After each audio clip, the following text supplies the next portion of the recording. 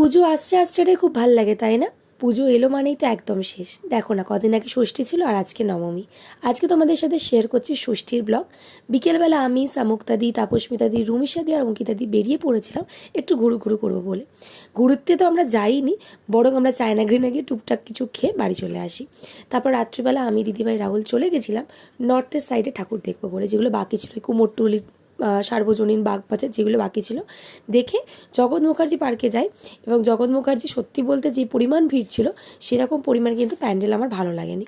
তারপরে এই প্যান্ডেলটা দেখি, এই প্যান্ডেলটাও ভীষণ সুন্দর লাগে আমার। তারপরেই চোরবাগান দেখে আমরা ঠিক করি যে ভোর হয়ে গেছে, তো এবার বাড়ির থেকে যাওয়া যায়। বাড়ির থেকে আসার পথে মনে হলো একটু বাবুঘাটে দাঁড়াই, কিন্তু এত পরিমাণে ভিড় ছিল, যেহেতু কলাবউ স্নানের ব্যাপার থাকে, তো এত পরিমাণে ভিড় ছিল আমরা সেইভাবে দাঁড়াতে পারিনি।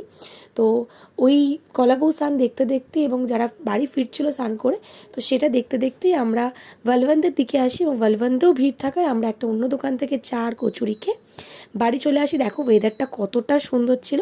তো এরকম ছোটো ছোটো মিনি ব্লগ তোমাদের ভালো লাগলে লাইক, শেয়ার অ্যান্ড কমেন্ট করে দিও আর চ্যানেলটা সাবস্ক্রাইব। টাটা।